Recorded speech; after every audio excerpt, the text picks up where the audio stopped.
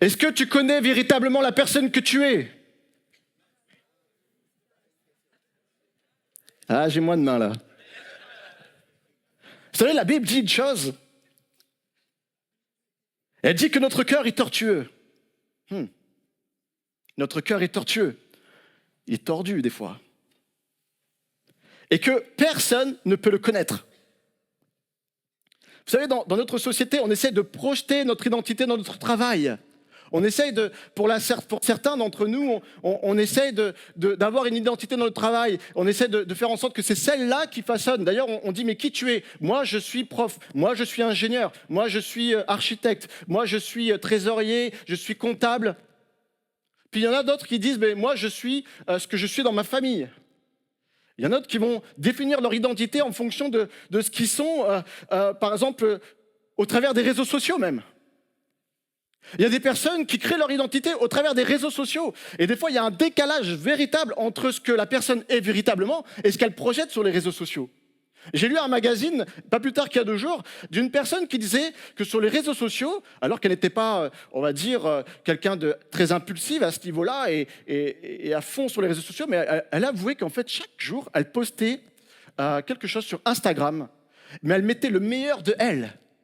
Parce qu'en fait, elle avait l'impression comme ça de vivre, de bien vivre, d'être elle véritablement. Mais elle a dit, en terminant l'article, qu'en réalité, ce qu'elle projetait n'était pas véritablement sa vie. Et il y a des personnes qui se projettent au travers des réseaux sociaux parce qu'ils aimeraient envoyer une identité qu'ils ne sont pas véritablement. Et aujourd'hui, vous avez déjà entendu des métavers? Est-ce qu'il y a des jeunes avec moi là qui... ouais, lèvez la main, tous ceux qui savent de quoi je parle. Ok, ça va. Les métaverses, ou métavers, ça dépend comment vous voulez le prononcer, en fait, c'est une projection de nous dans le virtuel, sur le net. Vous savez, on a déjà commencé à créer les avatars. Et des fois, on s'amuse à voir sur Insta, sur Facebook, sur WhatsApp, il y a des personnes qui s'amusent à mettre leur visage, au lieu de mettre leurs photos, ils mettent des visages un peu redessinés, des avatars. Et on arrive dans une génération où on essaye de faire rentrer notre société dans les métavers, c'est-à-dire une projection de nous qui est virtuelle sur le net. C'est-à-dire qu'en fait, on va vous vendre des masques 3D et vous allez pouvoir faire vos courses avec des personnes que vous ne connaissez pas et vous allez vous promener dans des centres commerciaux qui sont virtuels. Mais vous allez pouvoir véritablement acheter. Et il y a des personnes qui commencent déjà à façonner une identité sur les métaverses qui n'est pas véritablement leur identité. Ils changent leur physique. Il y a des blancs qui sont noirs, il y a des noirs qui sont blancs, il y a des blancs qui sont jeunes, il y a des jeunes qui sont... Bon, bref. Avec des mensurations que l'on laisse penser être idylliques, des traits de caractère qui ne sont pas les leurs. Mais tout cela signifie que notre société passe par une crise identitaire. Et j'ai lu un article, pardon, je vais essayer de le retrouver, juste pour vous interpeller.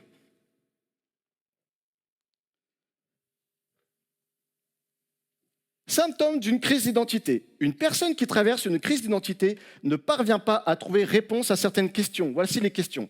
Quelle est ma passion? Bon, jusque-là, je pense que la plupart savent. Quelles sont mes croyances spirituelles? J'espère que si tu es là, tu sais en qui tu crois. Et si tu ne sais pas, tu as bien fait d'être là ce matin. Quelles sont mes valeurs? Quel est mon rôle dans la société? Ça commence à se corser là. Ou mon but dans la vie? Des questions, hein. Ça, c'est un magazine de santé. Et on termine par la question, qui suis-je? En général, ou plus spécifiquement, il peut s'agir soit de qui suis-je dans vos relations, avec les collègues, familiales ou même conjugales, ou de votre carrière, par exemple.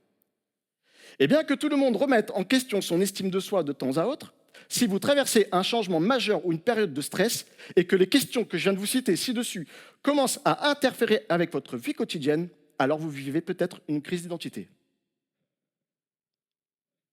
Vous vivez peut-être une crise d'identité.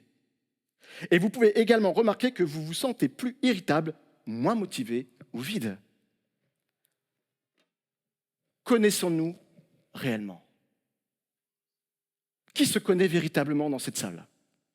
Moi-même, je me pose cette question. Est-ce que je me connais véritablement?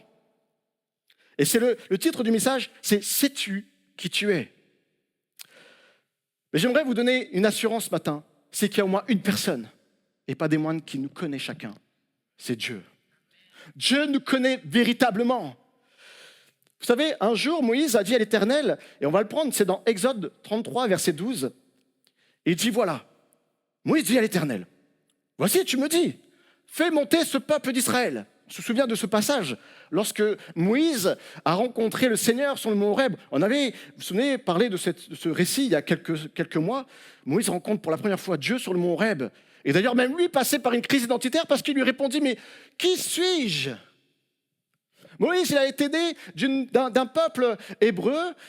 Il a été élevé ensuite par les Égyptiens, il s'est retrouvé prince, et puis ensuite il a été rejeté aussi bien par son peuple d'origine, mais aussi par le peuple égyptien. Il s'est retrouvé à être marié avec une femme madjanite. Et là, il rencontre un Dieu qu'il ne connaissait de nulle part. Et certains pensent que quand il dit « qui suis-je », c'est dans le sens de dire « mais moi, je ne suis pas capable ». Moi, je crois qu'en réalité, Moïse ne savait pas qu'il était véritablement. Qui suis-je ? Moi, pour que tu m'appelles. Moi, je suis paumé. Moi, je suis perdu. Moi, j'ai fait 40 ans dans le désert. Qui suis-je ? Un Hébreu ? Un Égyptien ? Le peuple Madian ? À qui dois-je me rattacher ? Et toi, Seigneur, tu m'appelles ? Mais qui suis-je ? Et peut-être ce matin, tu es dans cette interrogation. Qui suis-je, Seigneur ? Qui suis-je ? Et on arrive donc plus tard à Exode 33, verset 12. Moïse dit à l'Éternel, « Voici, tu me dis, fais monter ce peuple, et tu ne me fais pas connaître qui tu enverras avec moi. » Parce que Dieu lui avait dit, en effet, lorsque Moïse lui a demandé, « Mais je ne veux pas être tout seul, envoie-moi quelqu'un, donne-moi quelqu'un. » Sauf que là, il s'impatiente, Moïse. Il dit, « Mais j'ai personne. » Ok, moi je veux bien conduire le peuple d'Israël en dehors du joug égyptien, mais quelle est cette personne ? Et il lui rappelle aussi, Moïse, il rappelle à l'Éternel ce qu'il lui a dit un jour. Il lui a dit, « Seigneur, tu m'as dit que tu me connais par mon nom et tu as trouvé grâce à mes yeux. » Mais il y a une chose intéressante, et c'est mon premier point, c'est que je ne vais pas faire d'hébreu ce matin, je vous rassure. Mais j'ai pu remarquer que ici, le verbe connaître, contrairement à toutes les versions françaises qui laissent penser que c'est au présent, je te connais, en réalité, on devrait lire je te connaissais. Dieu te connaissait. Dieu te connaissait de tout temps. Il dit dans Jérémie chapitre 1, verset 5, « Avant que je t'eusse formé dans le ventre de ta mère, je te connaissais. Et avant que tu puisses sortir de ton sein, je t'avais consacré et je t'avais établi prophète des nations. » J'aimerais que tu dises à ton voisin, Dieu te connaissait. Tu peux lui dire, Dieu te connaissait.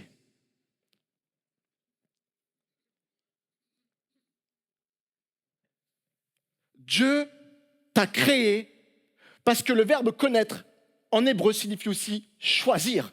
Dieu t'a créé parce qu'il t'a choisi personnellement. Sur les 8 milliards d'hommes sur la terre aujourd'hui, tous sont créés parce qu'ils ont été voulus par tous, chacun par Dieu. Et même ceux que tu n'aimes pas. Même si on devrait tous aimer. Seigneur, ta grâce. Mais tous les hommes, tous ceux que tu vois, même ceux qui te haïssent, ont été désirés par Dieu. Tu es une œuvre parfaite. Vous savez, la Bible dit dans Psaume 139, 14, il dit « Je te loue ». Oh, j'aimerais dire ce verset. J'aimerais que vous le disiez dans votre tête. On va le dire ensemble. À 3. 1, 2, 3. « Je te loue de ce que je suis. » Waouh. Tu peux dire à ton voisin, tu es une créature merveilleuse. Jean-Paul, tu es une créature merveilleuse. Ah, merci. Je sais que Michel te le dit tous les matins quand elle se lève. Jean-Paul, tu es mon chéri d'amour. Tu es ma créature merveilleuse. Oh, mon mari. Nous sommes une créature merveilleuse aux yeux de Dieu. J'aimerais te dire, toi qui doutes de ton identité, tu es aux yeux de Dieu une créature merveilleuse. Alléluia, alléluia. Et j'aimerais te dire que merveilleuse, tu sais ce que ça veut dire ? C'est vrai ? Mélissa, dis-moi. Merveilleuse ? C'est toi qui m'as dit oui ? Ah, c'est pas moi. Okay. Vendez-le. Je veux savoir qui c'est. J'ai été curieux de voir que merveilleuse vient du mot hébreu, on est bien sûr, et qui signifie étonnante. Mélissa, tu es étonnante. Il y en a qui baissent leurs yeux quand je la regarde. C'est quoi, Cyril? Tu sais ce que ça veut dire? Comment Dieu t'a créé en tant qu'homme merveilleux? Ça veut dire aussi que tu es un homme extraordinaire. C'est ce que ça veut dire, Jean-Roland? Et Pierrick qui est derrière, qui se cache dans ton ombre? Dieu vous dit ce matin que vous êtes capable de faire au-delà de vos possibilités humaines. Dieu vous dit ce matin à tous qui êtes là que vous êtes des êtres extraordinaires parce que c'est lui qui vous a créé. Ça, j'aime ça. Seigneur, merci. Je te loue ce matin de ce que je suis une créature merveilleuse. Quoi qu'on dise de moi, je suis ta créature merveilleuse. Peut-être passez-vous ce matin, aujourd'hui, en ces temps-ci, et je peux comprendre parce que tous passons par ces temps difficiles, d'une crise identitaire. Et peut-être vous vous laissez influencer par le narcissisme de la société. Et peut-être ce matin, tu es peut-être cet être qui dit « mais je ne sais plus réellement qui je suis ». Peut-être tu as une mauvaise opinion de toi. Peut-être même tu ne t'aimes pas. Tu ne t'aimes pas parce que tu regrettes des choses que tu as fait dans ta vie. Tu ne t'aimes pas parce que tu n'es pas à la hauteur de ce que les parents avaient projeté sur ta vie. Tu ne t'aimes pas parce que ton frère, ta sœur sont meilleurs que toi, ont mieux réussi ta vie que toi. Tu ne t'aimes pas parce que tu n'as pas encore trouvé ton conjoint ou ta conjointe. Et tu penses qu'en fait, tu n'es pas beau, tu n'es pas belle, tu n'es pas à la hauteur de pouvoir être marié. J'aimerais te dire que tu es une créature merveilleuse. Et même la Bible dit, elle dit que tu as des prix à ses yeux, que nous comptons beaucoup pour lui qui nous aime. Ésaïe, chapitre 43, verset 4. Je vais te montrer maintenant comment Dieu te voit. Est-ce que tu peux projeter la suivante? Hier, j'ai montré ça hier soir à ma femme. Je dis, qu'est-ce que tu penses? Elle m'a dit, c'est troublant. J'arrive pas trop à saisir entre l'effet d'ombre, tout ça, et puis la personne qui est derrière, c'est bizarre, il y a un truc. En fait, je trouve cette image très intéressante. Vous voyez, ce jeune homme là qui est devant, on peut voir s'il est en position de combat ou en position défensive. Peut-être ce matin, tu es en position de combat, d'attaque, ou en position défensive dans ton identité. Et je vais vous dire pourquoi ça nous trouble cette image. Parce que nous, à notre regard, on essaie de projeter l'ombre de cet homme sur le mur de derrière. Et nous, ce qu'on voit dans cet homme, c'est quelqu'un qui, ouais, il se porte bien, mais en tout cas, ça ne peut pas être ce qui est derrière. Ça, c'est ce qu'on voit. C'est ce qu'on projette sur cette personne. Et souvent, on a été peut-être aussi victime de ce que les autres projettent sur nous. Et eux, de regarder à ce que Dieu voit de nous, on regarde à ce que l'ombre est projetée par les autres derrière nous. Mais j'aimerais te dire que la personne que tu vois, l'ombre que tu vois derrière, c'est ce que Dieu voit lorsqu'il projette sa lumière sur toi. L'ombre qui est derrière, c'est ce que Dieu voit lorsqu'il projette la lumière sur ta vie. Dès lors que nous lui donnons notre vie, non seulement nous sommes une créature merveilleuse, mais j'aimerais te dire ce matin que tu es l'enfant de Dieu. Nous sommes les concitoyens des saints. Nous sommes les gens de la maison de Dieu. Éphésiens chapitre 2, verset 19. On va le projeter, on va le lire ensemble. Nous sommes concitoyens des saints. Nous sommes, amen, gens de la maison de Dieu. Nous ne sommes pas simplement une créature merveilleuse, nous sommes encore plus que cela en Christ. Nous sommes ses enfants, nous sommes ses concitoyens, nous sommes plus étrangers, si étrangers sur terre, mais concitoyens, gens de sa maison.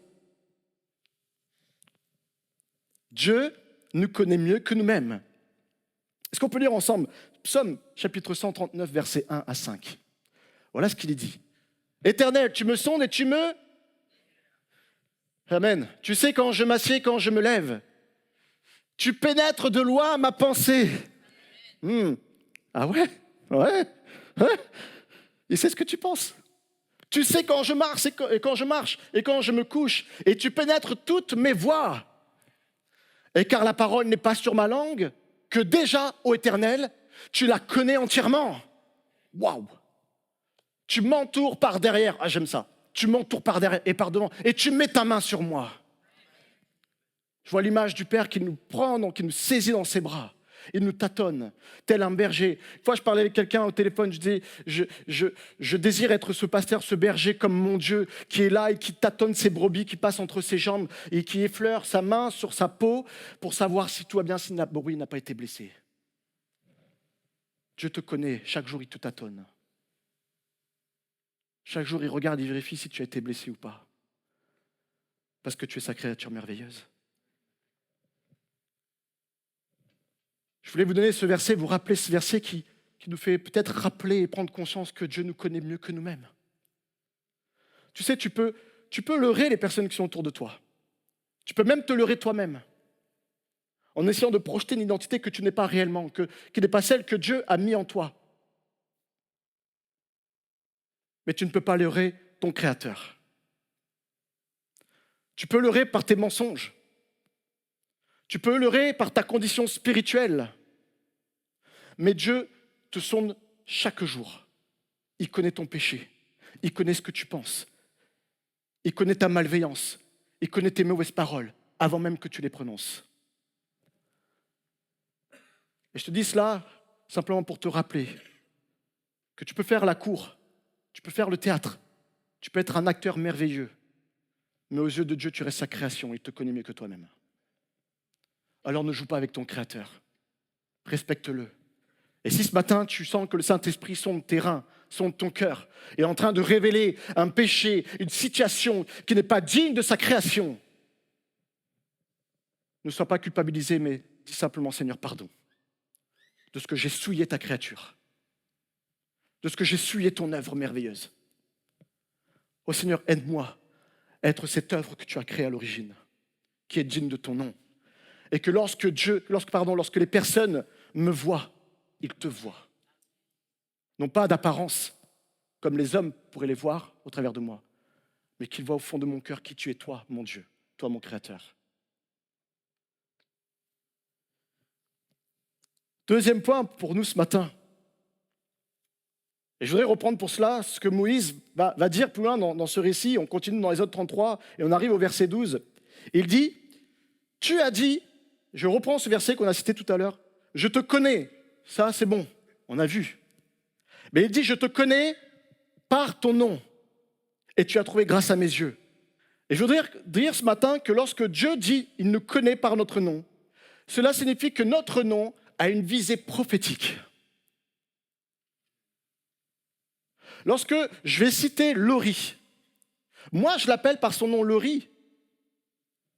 Parce que nous, les hommes, on dit que quand on connaît quelqu'un par son nom, c'est avoir la capacité de le reconnaître. Moi, je reconnais Laurie, je l'appelle par son nom, son prénom. Je reconnais Christian, je l'appelle Christian.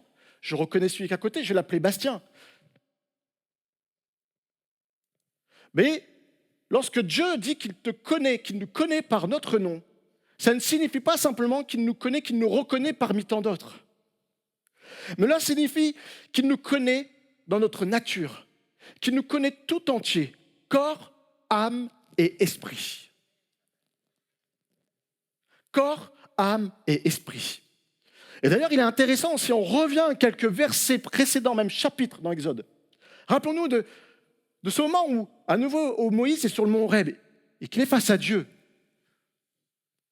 Et là, au début, Moïse dit, mais qui tu es? Et là, Dieu dit, mais je suis le Dieu. Il se présente d'abord. Il dit, je suis le Dieu de tes pères, Abraham, d'Isaac, de Jacob. Il ne lui dit pas un nom. De la même manière que Dieu a dit à Moïse, je te connais par ton nom. Il ne dit pas, je te connais Moïse. Mais il dit, je te connais par ton nom.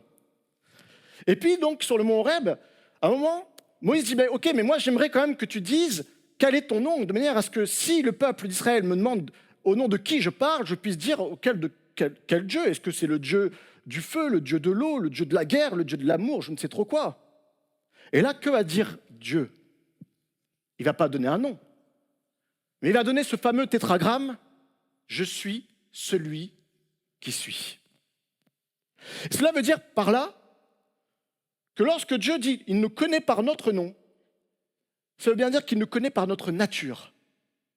De la même manière que Dieu se présente à Moïse par sa nature, par ce qu'il est. Dieu nous connaît par notre nature, par ce qu'il a créé, corps, âme et esprit. Mais je voudrais aller même un peu plus loin. C'est que lorsque Dieu voit Moïse devant lui, il ne voit pas le fils adoptif de Pharaon, mais il voit la matrice, il voit le code, il voit la portée prophétique qu'il a placée dans la nature, dans le nom de Moïse. Il voit, lorsqu'il voit Moïse, il voit ce qu'il a formé sur lui. Il voit le sauver des eaux pour qu'il puisse plus tard être le libérateur du peuple hébreu. Il voit, lorsqu'il voit Moïse, il voit celui qui va donner ses commandements. Il voit celui qui va faire des miracles pour révéler sa puissance et sa faveur à l'égard du peuple d'Israël. Et de la même manière aujourd'hui, lorsque Dieu te voit et qu'il te dit « je te connais par ton nom », il te voit dans ce qu'il a dessiné sur ton nom. La Bible dit dans Jérémie chapitre 29, verset 11, « Je connais les projets », je rajoute entre parenthèses, la matrice, le code, que j'ai formé sur vous, dit l'Éternel, projet de paix et non de malheur, afin de vous donner un avenir et de l'espérance. Amen. Je connais ton nom. Caroline, Dieu connaît ton nom, dans lequel il a placé des projets de paix. Et quand Dieu dit qu'il nous connaissait par notre nom, cela nous signifie en effet qu'il nous a choisis personnellement pour accomplir la matrice, le code qu'il a placé dans notre nom. Et c'est l'accomplissement de ces projets qui vont réellement définir, nous amener à connaître notre identité. Et ce que Dieu a prévu sur nous, il a prévu, il a bien dit, des projets. Ça reste des projets. Il y a même un verset qui dit, dans Psaume 139, verset 16, il dit, il avait déjà noté toutes les journées qu'il prévoyait pour nous. Dieu avait prévu déjà toutes choses avant même que tu sois dans le ventre de ta mère. Sauf que nous restons libre arbitre. C'est toi qui décides si tu accomplis la matrice qu'il a mis dans ton nom. Dieu ne t'impose pas ce qu'il a prévu sur ta vie. Seul toi es libre de décider d'accomplir ou pas les projets. Sauf que dis-toi une chose, si je reprends ce verset, si nous n'accomplissons pas les projets qu'il a formés sur nous, alors nous ne vivrons pas un avenir et de l'espérance. Parce que seul l'accomplissement des projets nous a été donné, a été formé sur nous, afin de vous donner un avenir et de l'espérance. L'inverse signifie bien que si nous ne sommes pas dans l'accomplissement de ces projets, alors nous passons à côté d'un avenir merveilleux. Nous passons à côté d'une espérance merveilleuse en son nom. Es-tu prêt ce matin à accomplir son code, à accomplir le nom que tu es, celui qu'il a créé de tout temps? Et mon troisième point ce matin, et c'est certainement cette question que tu te poses à présent. Ok, pasteur Sylvain, mais comment connaître véritablement mon nom? Comment savoir qui suis-je véritablement? Comment savoir connaître cette matrice que le Seigneur a placée sur ma vie? J'aimerais pour cela continuer ce récit dans Exode 33, verset 13. Je vais sauter quelques versets, mais voilà ce qu'il est dit. Et c'est Moïse qui parle. Il dit maintenant, si j'ai trouvé grâce à tes yeux, fais-moi connaître tes voies, alors je te connaîtrai. Fais-moi connaître tes voies, et alors je te connaîtrai. Et je trouverai encore grâce à tes yeux. Considère que cette nation est ton peuple. Et l'Éternel va répondre, je marcherai moi-même avec toi, et je te donnerai du repos. Amen. Dieu te donne du repos ce matin encore. Moïse lui dit, si tu ne marches pas toi-même avec nous, ne fais pas point à partir d'ici. Je crois que Moïse avait retenu la leçon. J'avais essayé de sortir le peuple d'Israël par ses soins, il s'est rendu compte qu'il avait besoin réellement de l'œuvre de l'Éternel pour accomplir le nom qui a été tracé sur sa vie. Et l'Éternel dit à Moïse, je ferai ce que tu me demandes, car tu as trouvé grâce à mes yeux, et je te connais par ton nom. Moïse dit, alors, fais-moi voir ta gloire, fais-moi voir ton nom, Fais-moi voir ta nature divine. Fais-moi voir ta puissance afin que je te connaisse davantage. Tu veux savoir comment connaître ton identité. Tu veux savoir quel est le nom. Tu veux savoir quelle est la matrice qu'il y a dans ton nom. J'aimerais te dire ce matin, demande au Seigneur, fais-moi connaître tes voies. Dieu, ici, s'est révélé pour la première fois sur le mont Horeb à Moïse. Mais nous voyons bien que Moïse se rend compte à ce moment-là, plus tard, lorsqu'il dialogue à nouveau avec le Seigneur, qu'il n'avait qu'une révélation partielle de la puissance de la nature de Dieu. Et certainement que pour nous, chacun de nous, oui, nous sommes donnés à Christ et nous nous souvenons du jour de notre conversion. Sauf que ce jour ne suffit pas pour nous connaître véritablement. Ce jour-là a été qu'une révélation partielle de Dieu à notre égard. Parce que son nom est tellement grand qu'il ne peut pas se dévoiler dans son intégralité en une seule fois. Et si nous voulons connaître notre identité, il nous faut connaître l'identité de notre Créateur. Et non pas simplement partiellement. Sinon tu te connaîtras partiellement. Mais si tu veux te connaître entièrement, il faut apprendre à avoir une relation intime avec ton Dieu, ton Créateur, au jour le jour.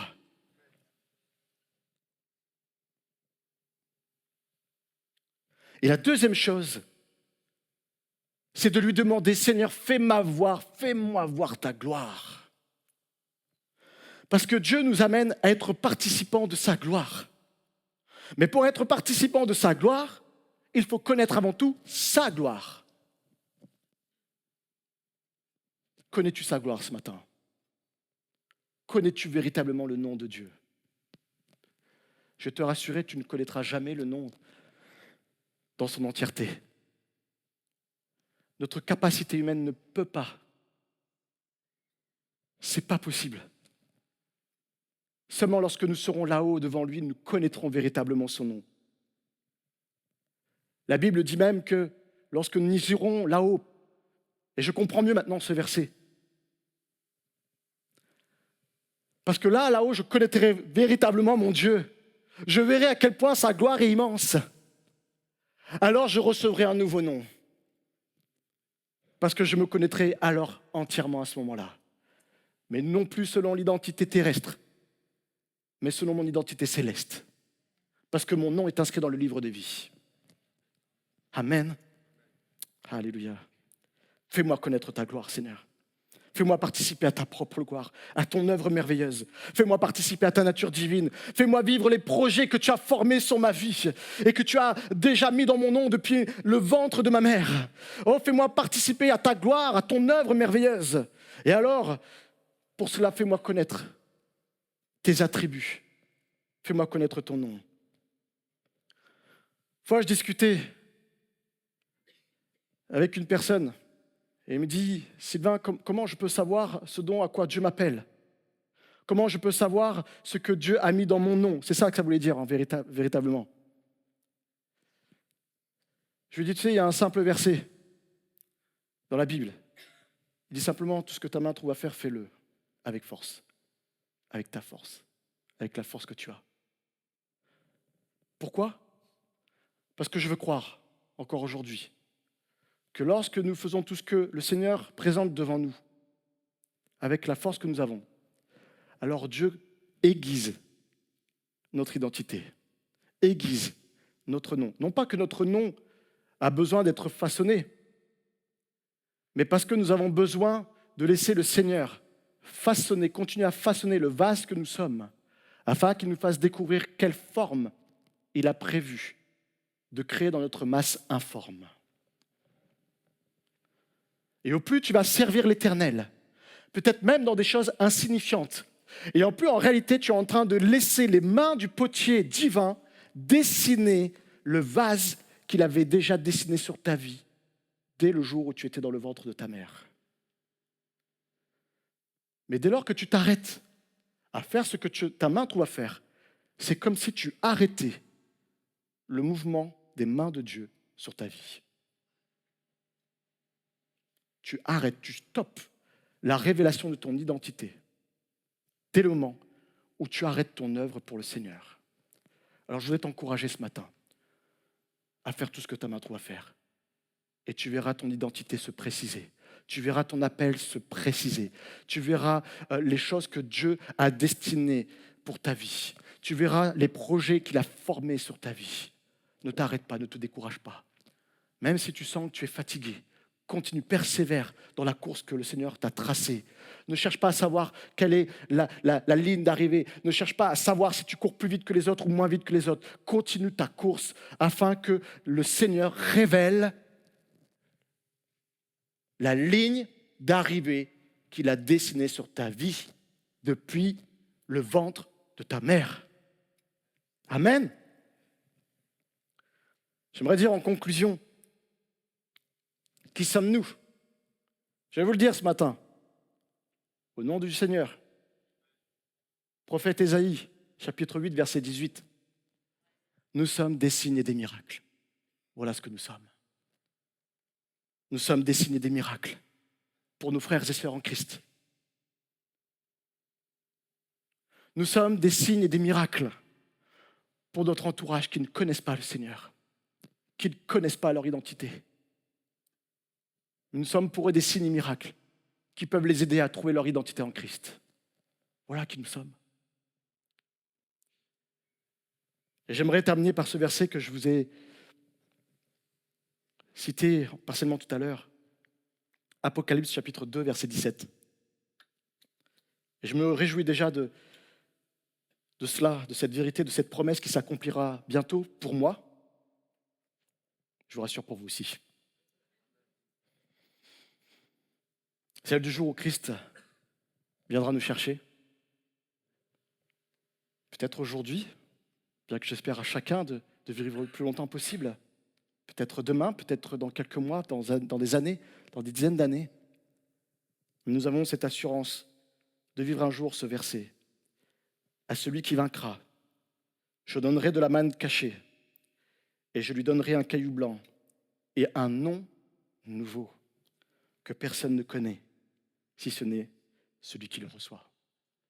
Amen. On se lève ensemble.